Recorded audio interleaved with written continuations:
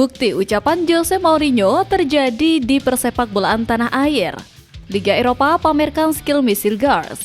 Marcelino Ferdinand masuk radar klub Belanda. Jalan terjal Emil Audero jelang debut bersama skuad Garuda. Push like di bawah, lanjut simak informasi selengkapnya sebagai berikut.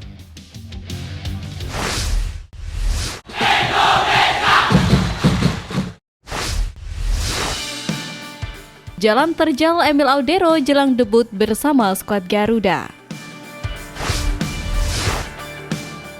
Kiper timnas Indonesia Emil Audero terancam batal melakoni debut saat menghadapi Cina akibat agenda klub yang begitu mendesak. Sebagaimana diketahui bersama Palermo, Emil Audero baru saja menyelesaikan musim reguler dengan bermain imbang 1-1 melawan Cagliari di laga terakhir. Hasil itu membuat Palermo mengakhiri musim reguler di peringkat 8 Serie B Liga Italia musim 2024-2025 dan berhak lolos ke babak playoff promosi ke Serie A. Palermo dijadwalkan menghadapi Juve Stabia pada 18 Mei. Jika mampu mengalahkan Juve Stabia, maka Palermo sudah ditunggu Spezia di babak semifinal playoff promosi ke Serie A. Babak semifinal akan berlangsung 2 leg pada 20-21 Mei dan 25 Mei mendatang.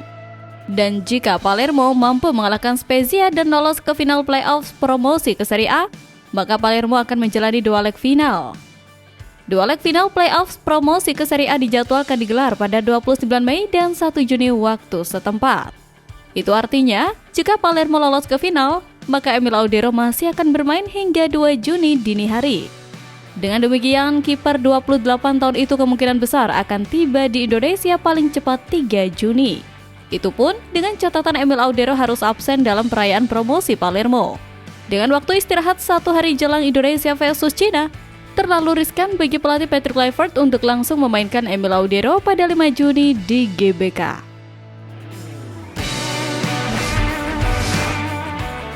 Marcelino Ferdinand masuk radar klub Belanda. Kabar menggembirakan datang dari dunia sepak bola Indonesia.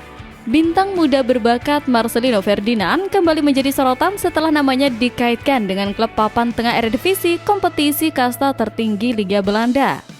Rumor tersebut pertama kali mencuat melalui pernyataan seorang jurnalis asal Belanda yang saat ini sedang berada di Indonesia dan juga dibagikan oleh akun X @vino_alvino.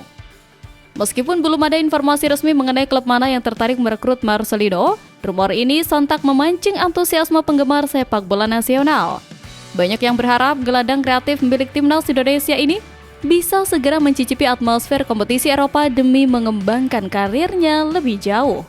Eredivisie dikenal sebagai salah satu liga terbaik dalam mengembangkan pemain muda dan bisa menjadi batu loncatan penting untuk karir internasional. Dengan usianya yang masih sangat muda dan kualitas permainan yang terus meningkat, Marcelino dianggap memiliki potensi besar untuk bersaing di level Eropa. Banyak netizen menyambut positif isu transfer ini, menganggapnya sebagai langkah tepat untuk menambah pengalaman dan ketajaman Marcelino di lapangan. Para pengamat pun menilai bahwa pindah ke Eredivisie adalah langkah logis bagi pemain muda asal Indonesia yang ingin berkembang pesat. Lingkungan kompetitif yang ketat dan sistem pelatihan modern di Belanda diyakini bisa membantu Marcelino mencapai level permainan yang lebih tinggi.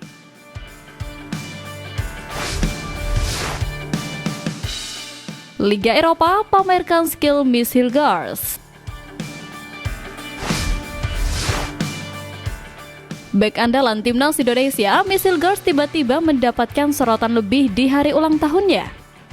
Sebagaimana diketahui, ulang tahun Misil Gars dirayakan oleh pecinta sepak bola tanah air lewat unggahan story Instagram yang turut diposting ulang oleh dirinya. Namun yang menjadi kejutan ialah akun Liga Eropa yang mendadak memamerkan skill Misil Gars. Bersama FC Twente, bek berdarah Ambon itu memang mentas di Liga Eropa musim ini. Ia bahkan merasakan atmosfer menghadapi tim-tim ternama seperti Manchester United, Fenerbahce, Olympiakos, Besiktas, hingga Lazio. Misil Gars sendiri tampil apik sepanjang turnamen, terutama saat ia membantu FC Twente menahan imbang Manchester United. Media sosial Liga Eropa lantas memposting aksi Misil Gars mengelabui Joshua Zirkzee. Adapun Misil Gars sendiri bermain dalam 7 pertandingan di ajang Liga Eropa. Sayangnya, FC Twente gugur di babak playoff menuju 16 besar dari Bodo Glimt dengan agregat 4-6. Namun, apresiasi dari media sosial Liga Eropa tersebut menjadi modal positif bagi Missile Girls untuk menatap musim depan yang tengah diminati banyak klub.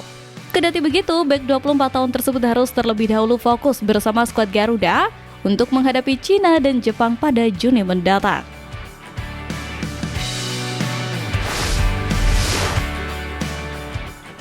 Bukti ucapan Jose Mourinho terjadi di persepakbolaan tanah air.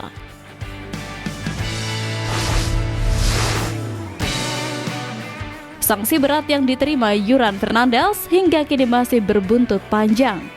Upaya PSSI untuk menghalangi kebebasan berpendapat di sepak bola Indonesia rupanya berhasil. Usai sanksi Juran, sejumlah insan Liga 1 kini tak lagi merasa aman untuk berbicara.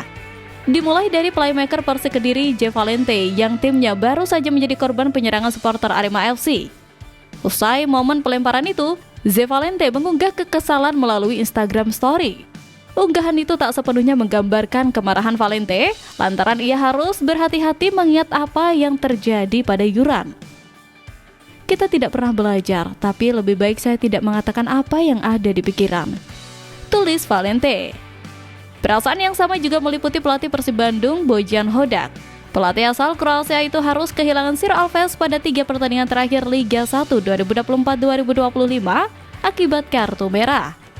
Siro melayangkan sikutan yang tak terlalu telak dan tak mengenai kepala, tetapi wasit yang meninjau VAR memvonis kartu merah pada laga Persib versus Balut United.